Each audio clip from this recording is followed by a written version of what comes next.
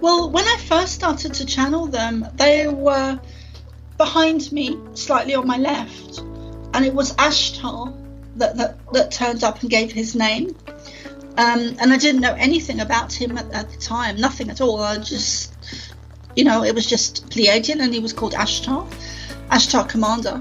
And so I see them in my mind's eye in the same way I see spirits, and I do hear them telepathically in the same way I hear spirit. So that, I guess you could call that clairaudience as well, or telepathy.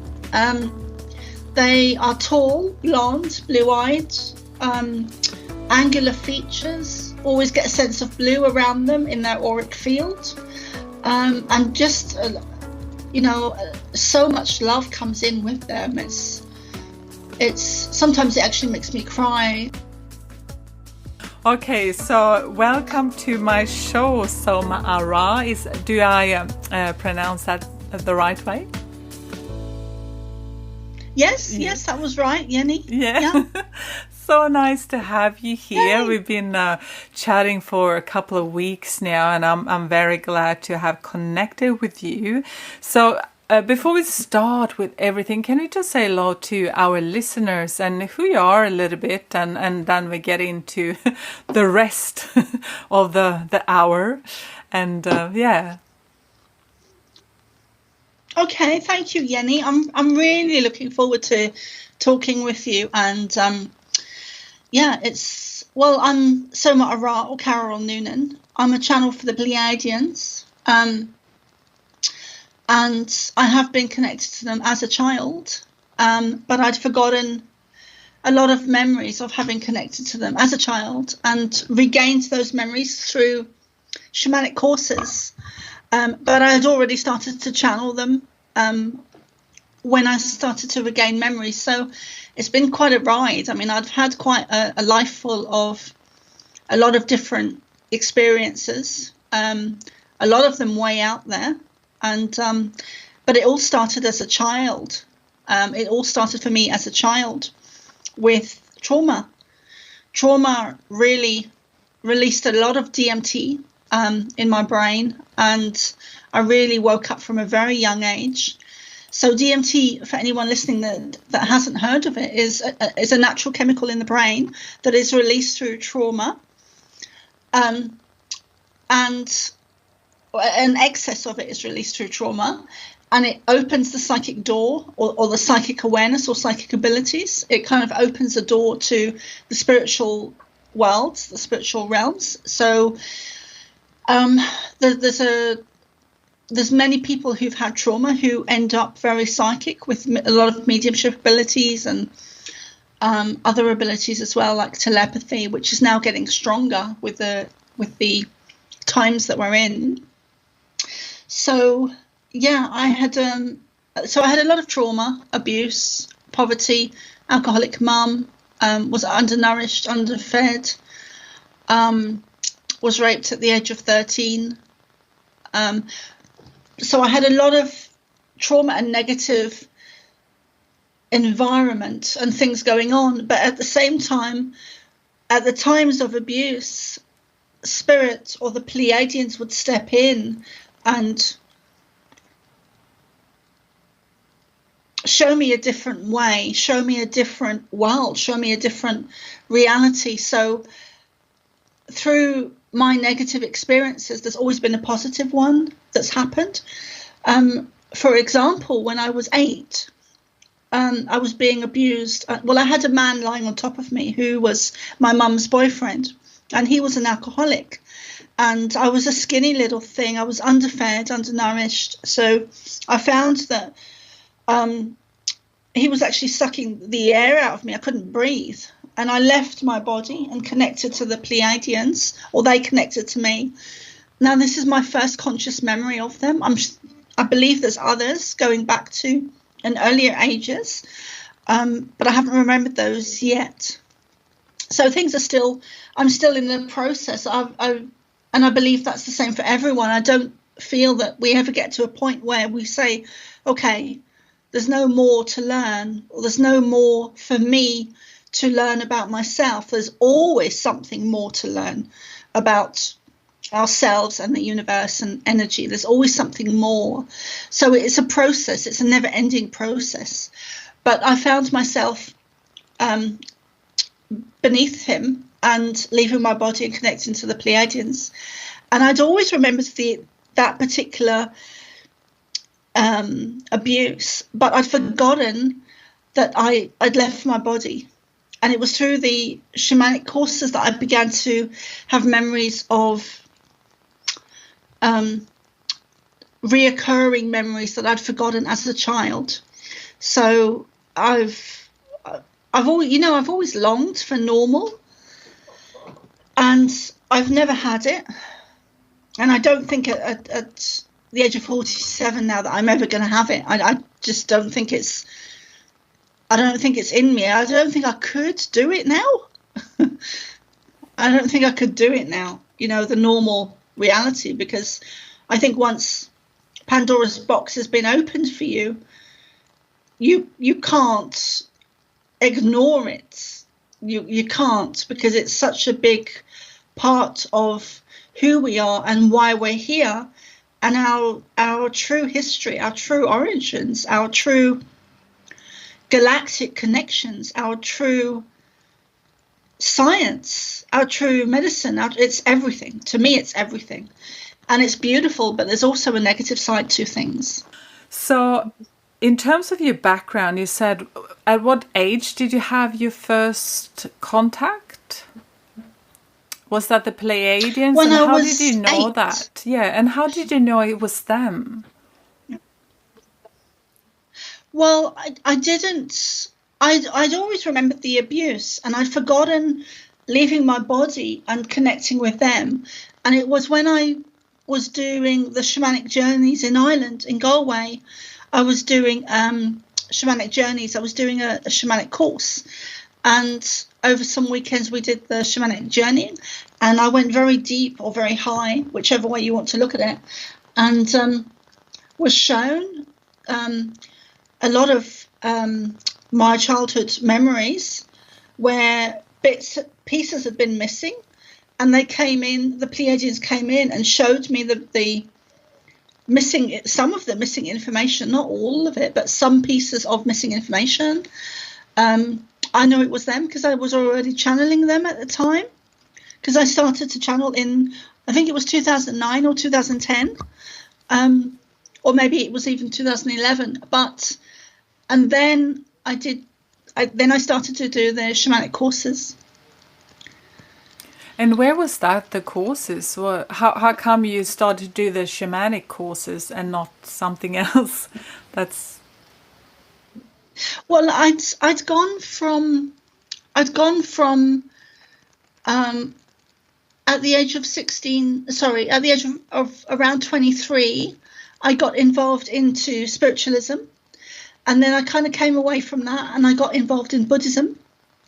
And then I came away from that when I left my husband, because he was a Buddhist. And then I went into the shamanic route. So I've kind of done 3 of the alternative religions, the spiritualist and the Buddhist and the shamanic. I would say I'm more shamanic than anything these days.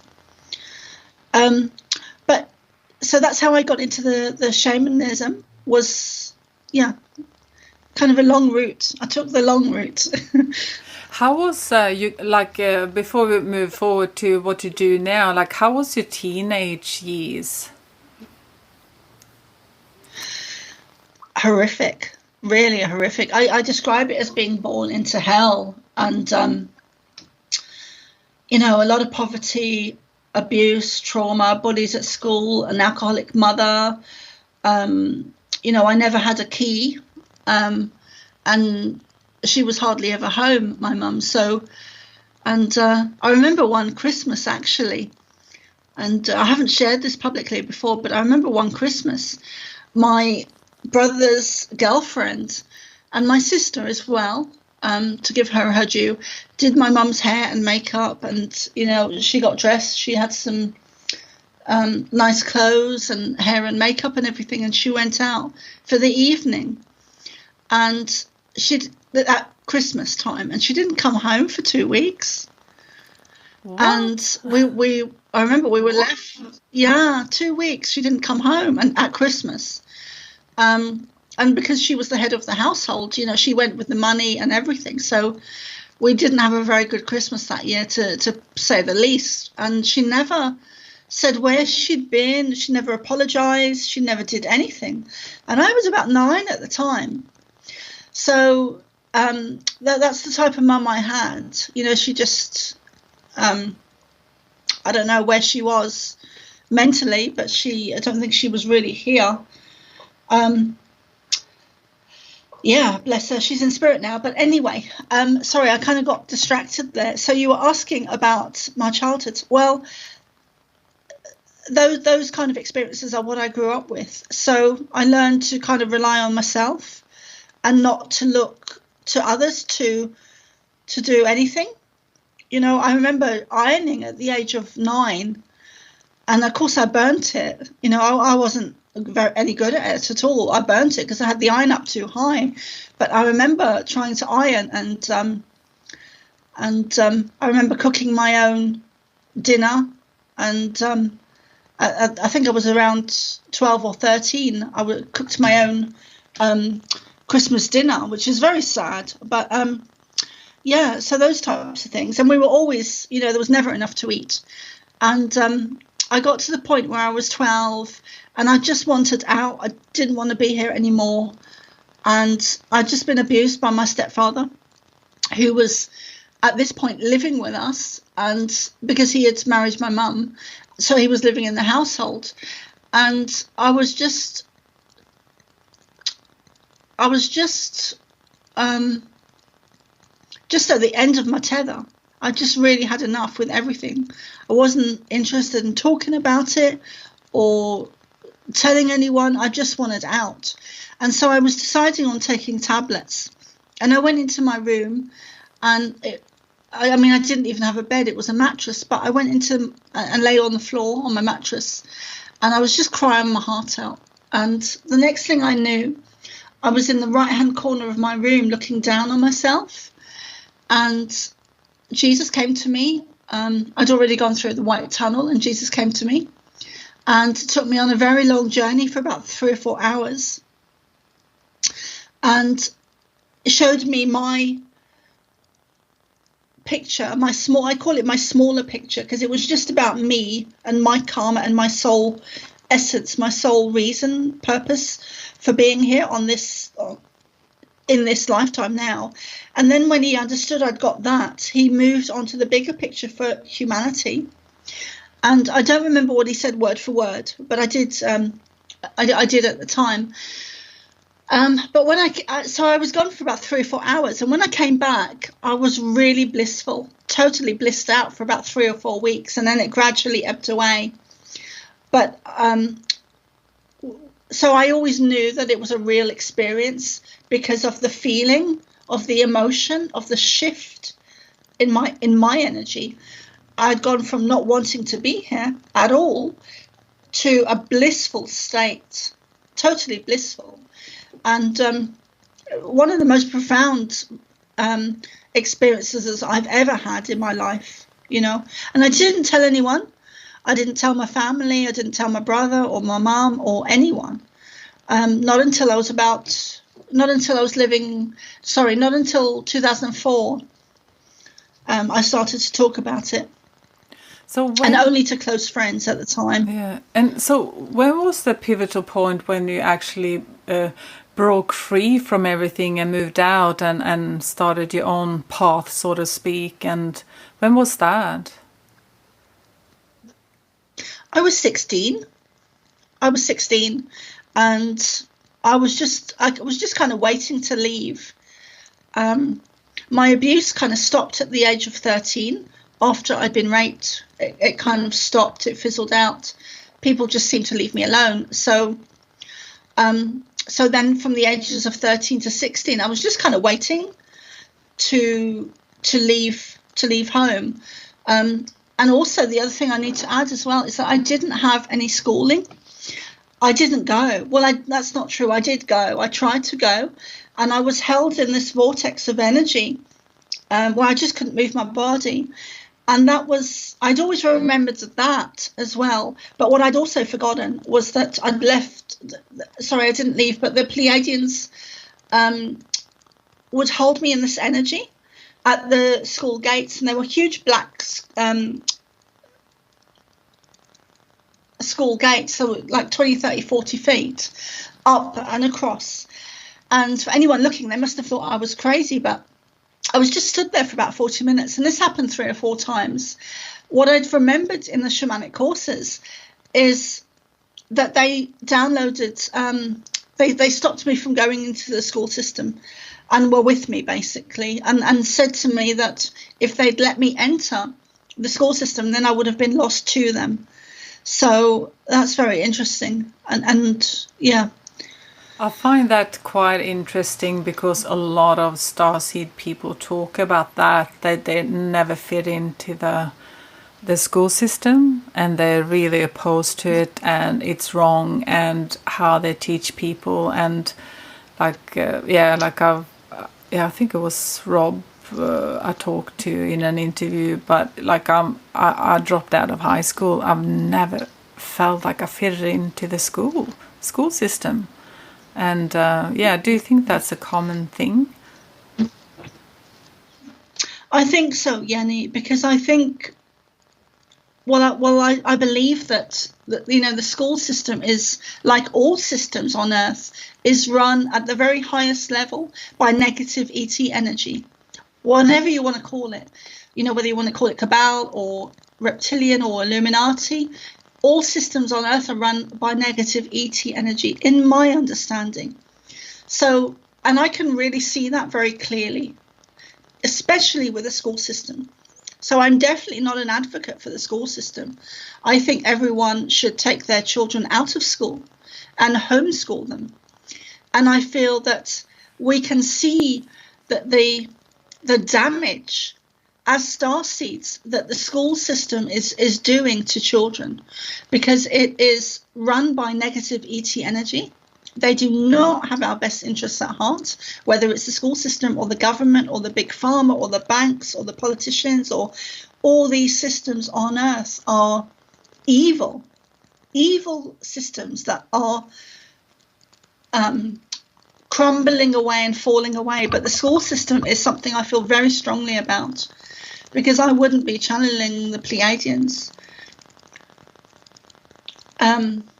if I'd continued in the school system. I would have ended up manipulated and dumbed down and controlled, just like all the other kids. To a certain degree, I have been manipulated and dumbed down and controlled, but not in the same way as if I'd had a proper education.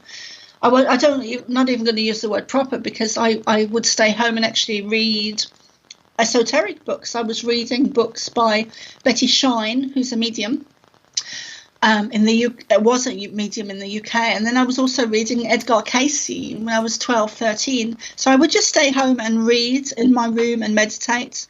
And it was shortly after, actually straight after my out-of-body experience with Jesus, where I began meditating.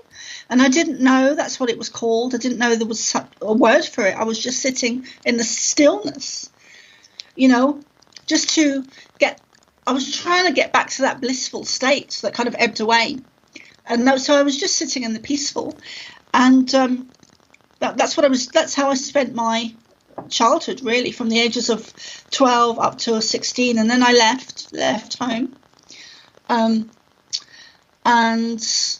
I went to I ended up in a homeless centre in London called Centrepoint.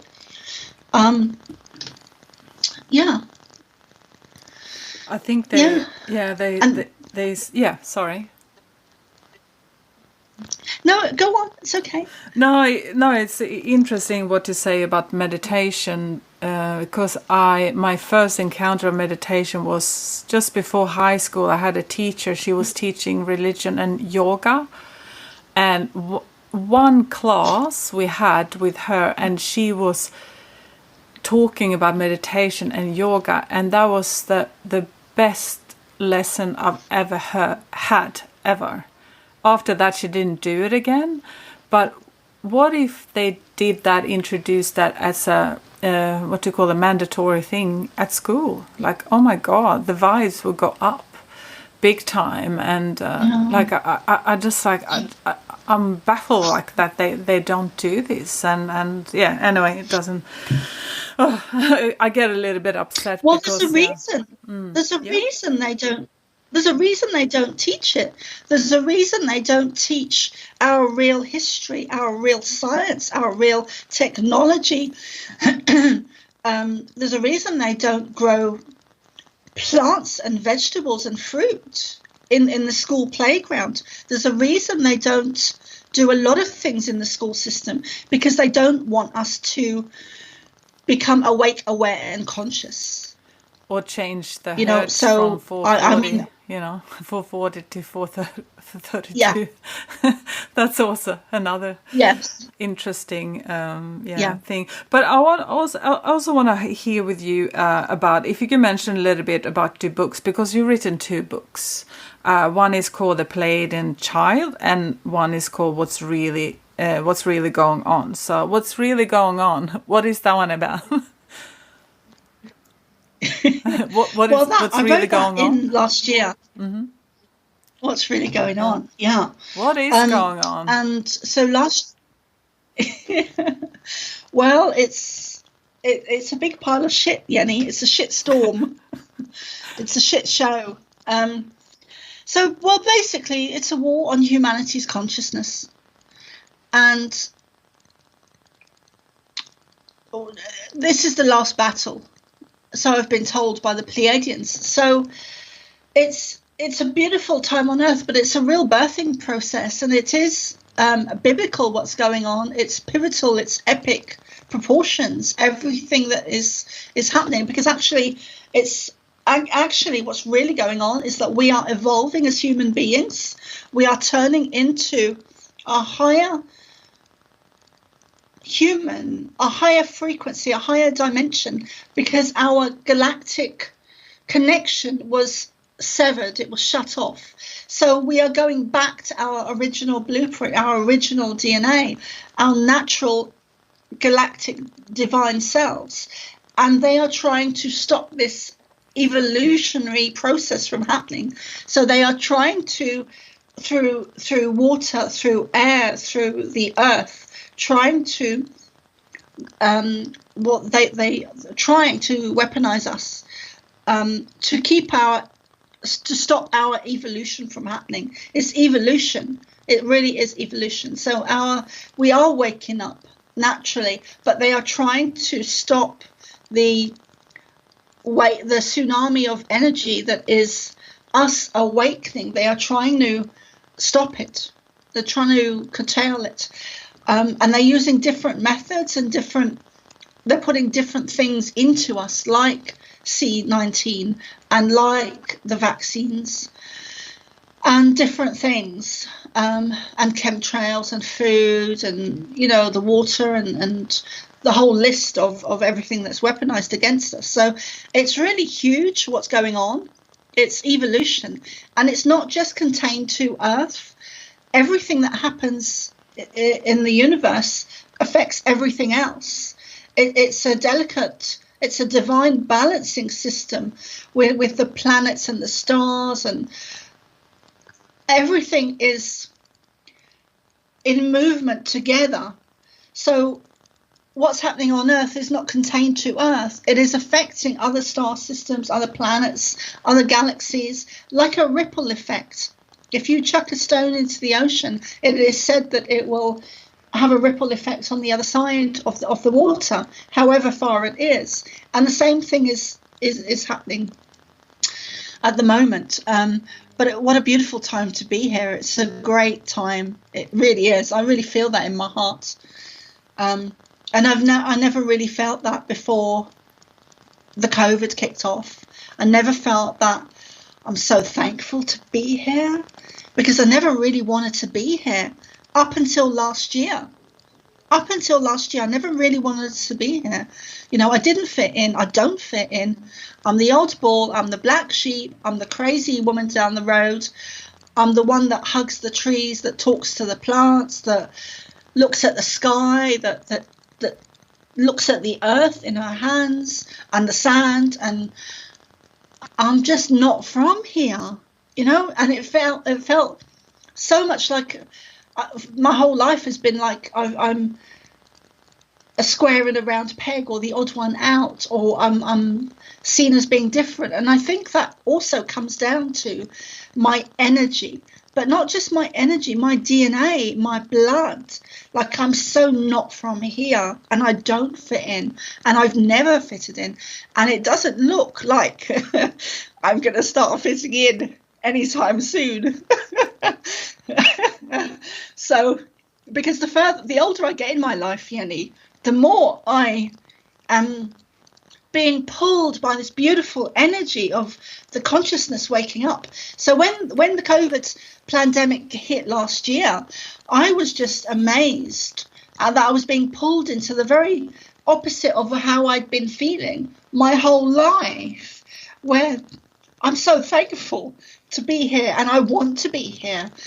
And not just that, but also that I'm connecting with beautiful souls like you because of the COVID. Because without that, I wouldn't have gone onto the internet and bombarded the internet with doing interviews and talks and connecting to people. I wouldn't have connected to any of the people last year that I've connected to. So that to me is very beautiful. But also it's because they've put this negative COVID into us, which I see as a wave of negative energy coming in. And now we are pushing back as a positive, with a positive wave of energy. I see it in terms of waves of dark putting this COVID into us, and then waves of light overtaking, overriding everything that they chuck at us. And we are coming together. We are coming together like never before. I mean, I'm so grateful. I'm just so grateful to be here on this earth at now. And I really, you know, I really struggled for a lot of years. I was always different, you know. And I remember actually being booed off stage. Oh, sorry, I can't get my words out. Booed off stage for saying things like, "We're not alone. We've never been alone. We're not from here." So it's been a difficult journey for me. But now I'm starting to see that I do have a place. I do have people listening to me. I do have a voice. I do have a say. I am seen. You know, I am seen. I am. I'm feeling that there's a need for my energy, and there's a need for why I'm here. And I know that I'm no different to any other starseed, that we are all needed to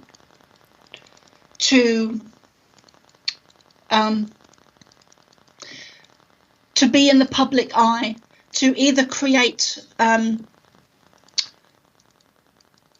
video blogs, or however we can get our message out, whether it's books or video or singing or writing or art, whatever platform we choose to use. It's important that we step up to the plate and use the resources and the platforms that we have readily available to us now, you know, today, and go and create something beautiful and let other people know that we're not alone, that we are united, and that we're coming together. Sorry for going on, Yenny. No, I totally agree with you, because I was thinking like last year, which was very interesting year, I think, and like for a lot of people it was darkness, but for like it totally backfired big time, whatever they had in mind for us. And so it actually has had a reverse effect, and people are awake now. I've never seen so many people awake and actually working on, and especially what you said as well, because that is our biggest weapon, gratitude. I saw something the other day. Gratitude is the highest currency in the universe. That is high vibes, and I think that's something that we just have to work on. And and I wanted to talk about that later on as well, with the grounding and how important that is for outer interference and actually ground ourselves. But we do that also to totally work on gratitude all the time. It's a job. It's a job. And once you find that flow, you are unstoppable. And there is so much power there. And, I don't know, like I'm lost for words, but it's like, universe will delight you every day. And gratitude is the key to everything. And people are, oh, it's not that simple. Yes, it is that simple. But you have to work on it every day. So, yeah, so whatever happened last year has actually tipped people's consciousness over. And sorry, whoever is listening, I can hear there's some interference, can hear that in the audio at the moment as well. So sorry about that, guys, but sometimes that happens. Whatever they try to do, it's totally backfired, and it's actually going into the light now. So I'm very excited about that, and it can't be stopped, whatever they try to do. So thank you so much for sharing that. And it's every day as well, when I look at the news, it's like I'm like, oh, where's my popcorn? It's like, it is, as I say, it's like watching a movie if you actually look at things, and it's not conspiracy. It's like, it's happening if you just open your eyes a little bit. So it's quite amazing. So the Pleiadian Child, that book, is that one more about you growing up, right? Like your life you talked about a little bit. Yeah, it's 3 sections. So there's my childhood, and then the second section is just the channelings of the Pleiadians, and then the third section is where I was at the time with certain things. So, I highly recommend that people go and read that, especially if they've had trauma, especially if they've been raped, or had alcoholic issues, or people in their family with alcoholic issues, or drugs as well, or poverty, or any kind of lower vibration stuff going on. And also anyone that's a starseed, I think it's a really good book. I'm starting to work on my next one. Ooh. But my other one what's going on is channeled information. So when COVID hit in January, February last year, in 2020, I went into the garden and channeled them, because I hadn't channeled them for a while, and I felt I needed to do it in the garden, to be outside in open space. Downloads of information last year that all went into a book. Then I actually need to a couple of times I felt I'd finished the book, and then I was given another download of information. So I need to, there's things I still need to add to it. So I'm going to re-release that at some point this year, hopefully. Definitely this year. I have to do it this year. There's too much in it not to. But it was initially banned on Amazon. And they didn't give me a reason. They just said it went against their community standards or something like that, which could mean anything. It's, who knows what that means. I'm definitely going to get into doing more writing and more channeling and more downloading. And also, actually, during last year, I think it was June or July last year in 2020, I was in a live interview, and normally they stood next to me, the Pleiadians, but they told me to close my eyes, so I did. And this was in a live interview. And I just thought I was going to channel, with my eyes closed, but they actually stepped into me. And that was very new to me. So they stepped into me and used my voice. So I ended up direct voice channeling in the interview. And I've continued to do that. But that's really a beautiful thing to do, that they trust me enough to do that. So I now do those in readings, where I do one-to-one readings with the direct voice channeling just for that person, but it's from the Pleiades. So mostly starseeds, would like that type of connection. And where can people find you? You have to tell us your okay. Website. Yeah, it's the PleiadianChild.com. It really needs updoing. I'm in the process of changing it, but it will be redirected. So if you go to the PleiadianChild.com. Yeah, put everything in the show notes and on my website as well. So and if you update, so I put it in there as well, update. So that's awesome. But I have to ask you, when you channel, because we are all different, how we channel and how we, some people see, some people hear, some people see and hear, some people just have a feeling and they need to draw. So how does it work for you? And do you channel a whole group, or is someone stepping in front of the group? And how does it work for you? Well, when I first started to channel them, they were behind me, slightly on my left. And it was Ashtar that turned up and gave his name. And I didn't know anything about him at the time, nothing at all. I just, it was just Pleiadian, and he was called Ashtar Commander. And so I see them in my mind's eye in the same way I see spirits. And I do hear them telepathically in the same way I hear spirit. So that I guess you could call that clairaudience as well, or telepathy. They are tall, blonde, blue-eyed, angular features, always get a sense of blue around them in their auric field. And just, so much love comes in with them. It's sometimes it actually makes me cry.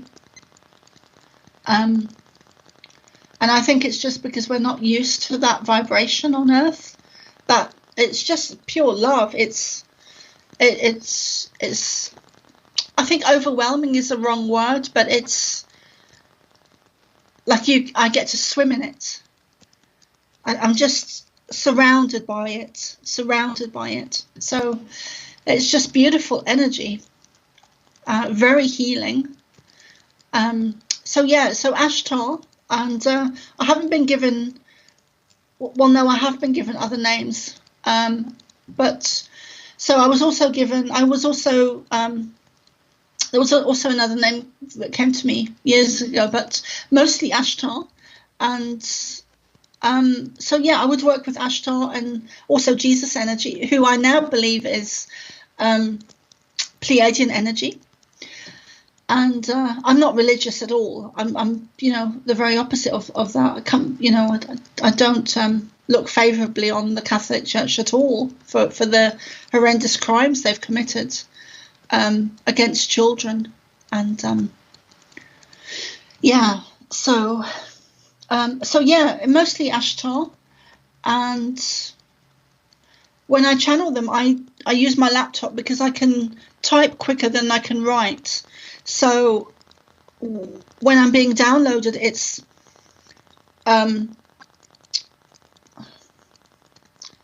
it's a higher vibration. It's a faster vibration. So they are talking 10 to the dozen, and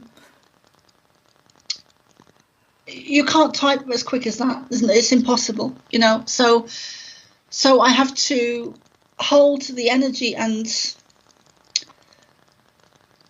I guess remember it or integrate it into myself. I have to integrate it into myself. And sometimes it will take them a few times to give me downloads of information. that I can integrate and process into my body and ground into my body so that I don't forget it, so that I can come back and they'll tell me again, and then I'll take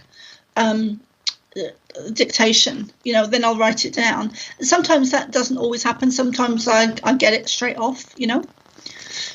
That's amazing though. When I've done it, like my computer broke down, like so I have to start writing instead. So that's good that you can hold that vibration. Usually, yeah. So that's amazing. Later on, please feel welcome. So you channel as well? Yeah, a little bit. I got some people or whatever you call beings that, But I recognize that. Sometimes they come in groups, and in the beginning when I started, I was like, no, like just one. It's too much because they get so excited. They're like, oh, me, and or they talk in a group like they all, and some of them have very old language, and then have to go like, oh, what does this mean? And they have certain expressions, but I had to say like, hey, just one at a time. But I said, please send the funniest one out, the one that's most fun, because that's my language. And I was just going to ask you about that, because that's something a lot of people don't talk about, because sometimes some people, not you, but like some people that do channel, like they can be very serious, like it's so serious, but the ones that I chatted to, like I'm like, hey, you have to pump it up a little bit and be a little bit funny, because that's my resonance. That's how I can do it better. And so they try to, but it kind of becomes a little bit awkward sometimes because they come from another frequency and they try to be funny, And how does that work for you? Like, what's the energy you feel when you channel?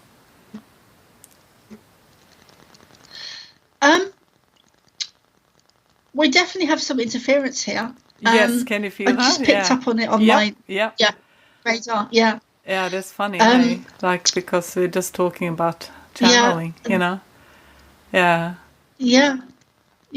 That's Yeah, so, it's interesting. I mean, I can hear they're listening in. So yeah, but they're welcome too. Like, we're not hiding anything. So.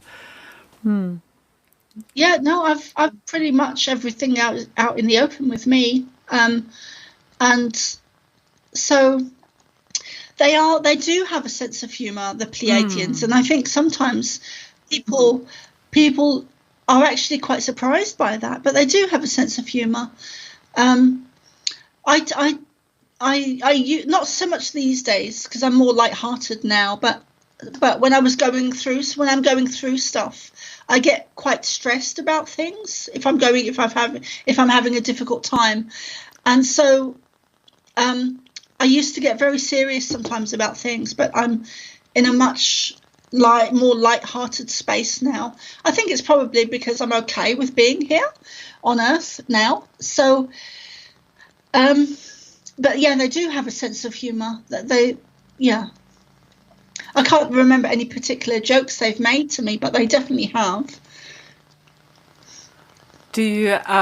Is it usually Ashtar you talk to, or is there anyone else? Or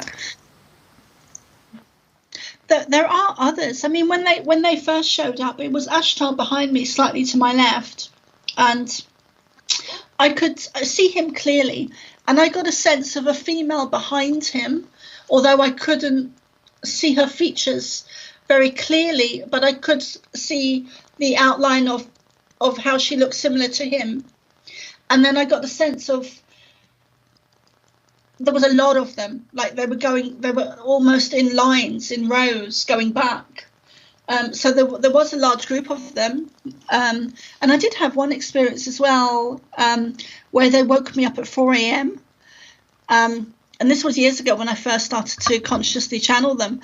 And I was living in Lewisburg on the beach, in a little house there in Ireland, and they woke me up at 4 a.m., which I didn't find very funny at all because I'm not a morning person.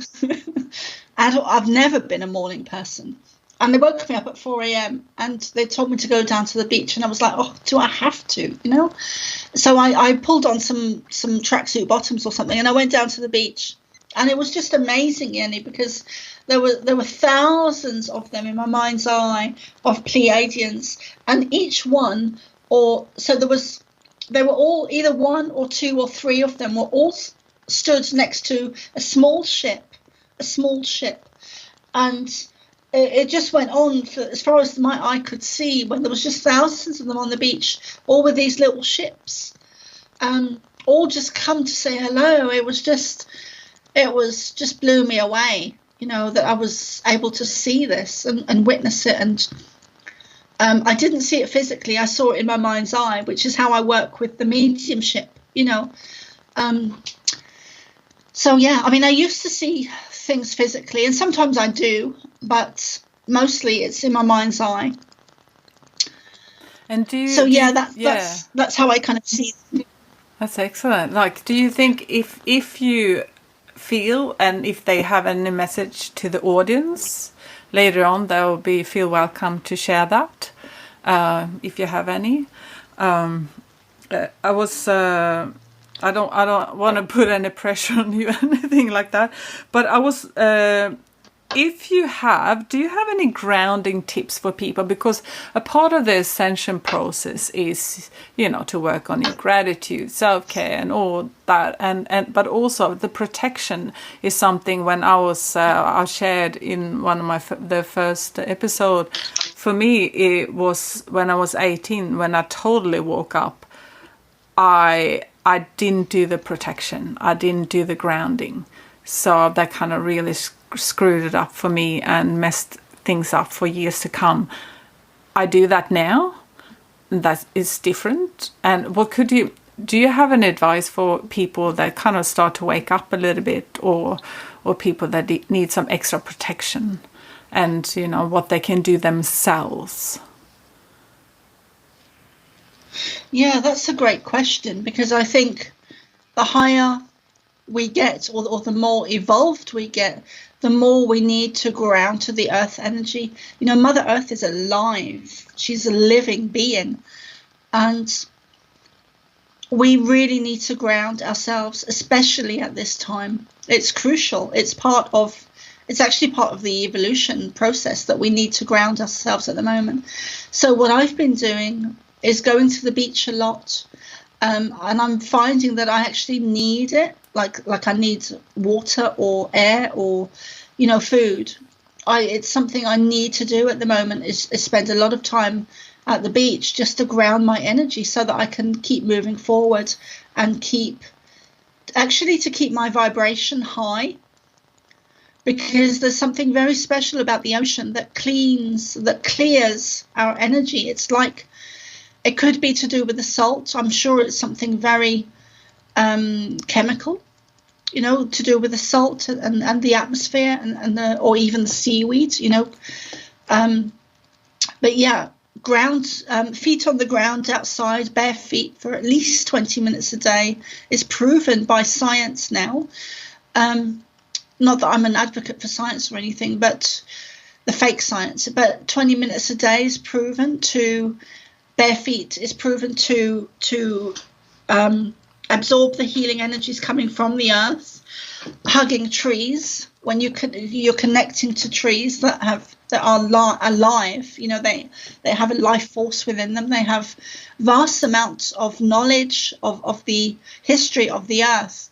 And I know this because I've meditated with trees, and I remember one of the first times I did it, the tree spoke to me and showed me in my mind's eye the history of the earth. So there is so much we don't know. There is so much information that Mother Earth can give us about the water, about the trees, about the earth, about the sea, about the oceans, about the animals, and we need to stop seeing ourselves as being higher or above the earth, higher in terms of separate from the earth, that we are somehow more civilized.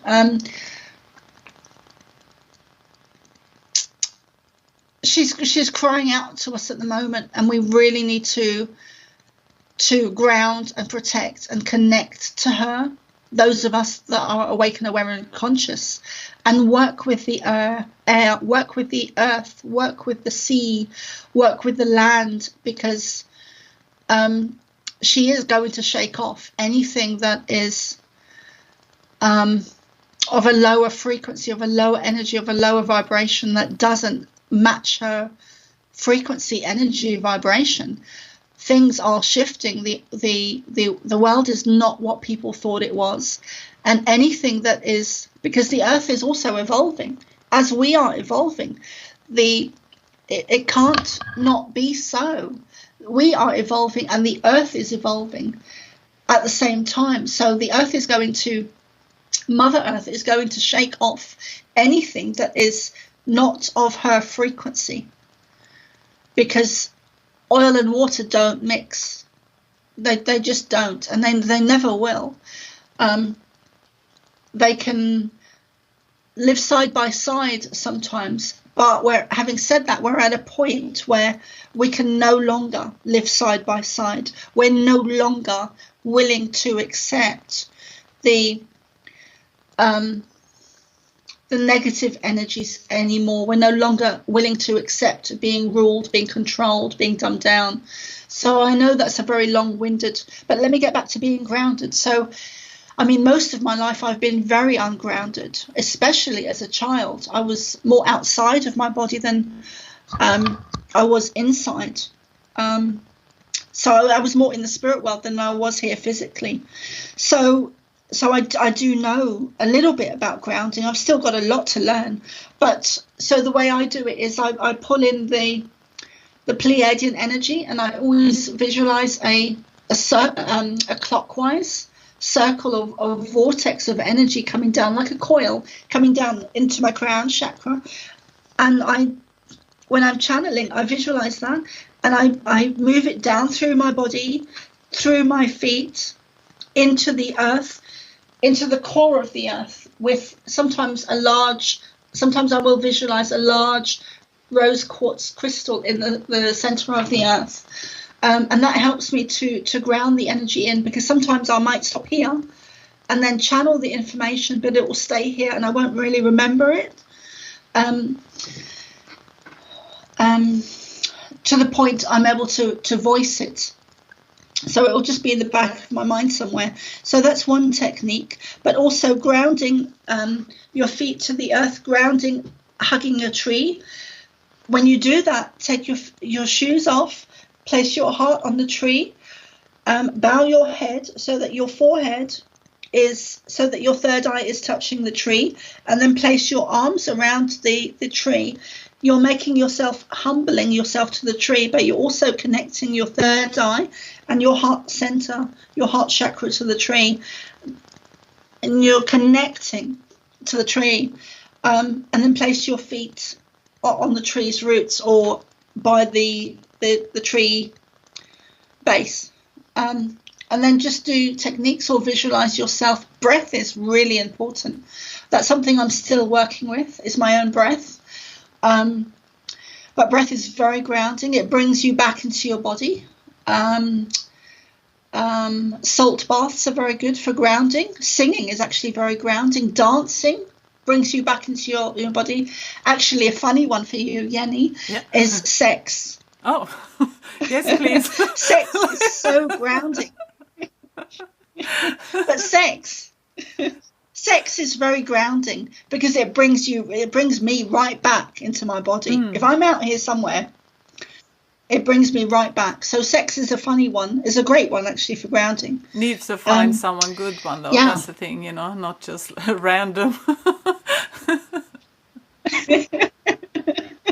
Yeah, no, a good permanent one. Oh, great! Thank you for sharing that. That's excellent. Do you have anything else you would like to share? Anything to the listeners? Yeah, there is something that came through just now. That everyone can connect to the Pleiadians, whether they are a starseed or not. We all have the ability to do everything. We all have the ability to draw, to do art, to sing, to dance, to cook a beautiful meal. We all have the ability to do everything. Some of us are better artists, some of us are better channelists or writers or whatever our forte is, but we all have the ability to channel the Pleiadians. There's no one on this earth that can't connect to the Pleiadians or other positive star nations, positive star ET energies. So, yeah, it just happens that's what part of my mission is, part of what I'm meant to be doing. But also the school system really, you know, I can't stress it enough. I'm not an advocate for the school system, and I think everyone should take their kids out of school, you know, be schooling them things like astrology. And this was something I meant to mention earlier, Yenny, because you did bring it up, but, you know, things like astrology and our real science, our real history, our real, there's so many things, gardening, sounds, healing, color, history, nature, animals, the guides, you know, the spirit guides, loved ones, psychic abilities, mediumship, the astral plane. There's a million things that we could be teaching our kids, a million things. And yet we don't, because we have been conditioned that this is what we do. We send them to school, we hand them over. It's also kind of it's a lazy way as well. It's a lazy way it's lazy parenting to drop off our kids so that we get to have time out, we get to have a break from them, because it is stressful, especially if you're a single parent and on a low income. But it's lazy parenting. So yeah, we need to start creating. We need to shift our focus on what's going on and the negative stuff, and start creating what we want to see in the world. So homeschooling, small communities where we use the resources that we have now. So it's not about going out and buying a big piece of land somewhere, or a retreat center or anything like that. We need to start using the resources that we have now, readily available to us today, where we can start creating small communities where we are in control of our food, of our water. We need to start small, but we do need to start making small communities that are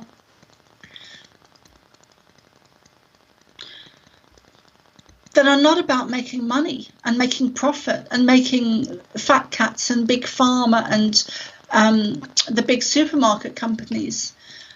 So it's health. We need to take back our divinity, our sovereignty, our health, and stop looking outside of ourselves for anything outside of ourselves to come and save us, even the Pleiadians. Because yes, we are assisted, but we need to be the ones. We were sent. We chose ourselves to come here and be part of this process of evolution, and we are in the midst of evolution, where this is what needs to change. It's where we've been given our power to negative forces for so long that we no longer think for ourselves. You know, we put a mask on without thinking, I need to breathe air, I need to breathe oxygen. I've never worn a mask, and I will never wear a mask. Get some D vitamin from the sun. Yeah, exactly. Yeah. So we need to start making a difference, but before we can even do that, we need to start taking our power back. Because if we feel like we don't have any power, if we feel like we are little Carol down the road that has no voice, that is unseen, that has no significance, then we're not able to change anything, because that's how we see ourselves. But when we understand, and this kind of starts with meditation as well, when we understand that we are not little Carol down the road, or little Yenny down the road, or little Rob down the road that is powerless, that actually we have immense power, that we are divine beings, that we are God's source, that we are connected to light beings like the Pleiadians or the Syrians or the Arcturians or the Lyrians or whoever it is, and realize that we've been lied to on a mass scale about everything. That shifts our whole perspective and our whole perception and understanding. Then we can come together and start creating these smaller communities, or large communities if you've got the finances to do that. But we do need to come together and unite and create new communities now. It's time now to wake up, and the veil is being lifted for us, especially for those that are asleep and unawake. So I never thought it would be like this on earth, but I'm just so grateful to be here. So grateful. And also gratitude is really important. I mean, there have been times in my life when I wasn't grateful and at all. I didn't see what I had. But a few times I've been shown gratitude. And one of the times was when I went to Nepal, and I went from Scotland, and it was the first time I'd been in a third world country. And I went to Nepal for a year or two, and I was actually a bit shell-shocked for at least 2 weeks when I got there. I was really shell-shocked at how people were living. And so when I came back to the UK, I had a very different perspective. And also the other time was when I became homeless about 4 or 5 years ago. I ended up homeless in London, of all places. So now, you know, whenever I see a homeless person, I'm just so grateful that I have a home. So grateful, you know. And gratitude will change your vibration. It will change your frequency, your vibration. It will shift you. You know, when you're grateful for something, it will, whatever it is, something small, like having a home or having water or having food or, you know, having nice clothes or whatever it is. It's the more you have of anything, when you are grateful for it, it's like a ball rolling. It will just gather and gather and gather momentum. So it is really important. So if you don't have anything to be grateful for, I'm speaking to the audience, you know, but if you don't have anything grateful to anything, if you don't feel grateful for anything, be grateful for your body. Be grateful for the water. Be grateful for the food, the simple things in life. Forget about the big stuff.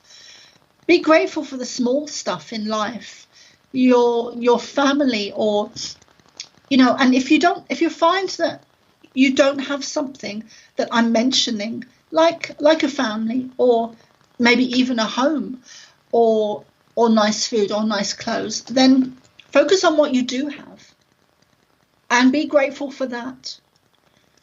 You know, so I could talk to you for hours, Yenny. I'm sorry for going on. Thank you so much for sharing. I think we might wrap it up, and I have you back another time because there's so many more questions I have. I got another 10, 15 questions. So I think that would be wonderful. But I really want you to share with the audience. And of course, I put it on the show note page. All the links to your website and your groups and all that as well. But could you share verbally with the audience where they can find you? Yeah, sure. Thank you, Yenny. And I'd be delighted to come back. Yes. And I'd also love to have you on my show as well. Oh, thank you so much. So, yeah. So, you can reach me at thepleiadianchild.com, which is PLEIADIAN child.com. I also have a Starseed Weekend workshop coming up on the 27th and 28th of March this year, which is going to be I'm so looking forward to it. It's just going to be really awesome. I'm just going to download information and do a Q&A at the end. And I'm just going to do so much. I can't remember half of it. But so I'm really looking forward to that very much. And that one, and that's on my website. Yeah, that's on your website. But also you got a YouTube channel, link on your website as well. But also you have a Facebook group. Is that right? Yeah. Can people I have join a couple that of one? Facebook groups. It's the Great Awakening of Humanity 2020, and it's mostly information about the times we're living in and current events. So people are welcome to come and share their things. It's just really a community where we can let each other know what's going on. And then I have another group which is called the Cosmic Ascension Waves of Light, which is my own show where I get to interview people. And that's a Facebook group on Facebook. Those are my two. I mean, I do have other groups, but those are the two. And your show, where can people listen to your show? I have it on.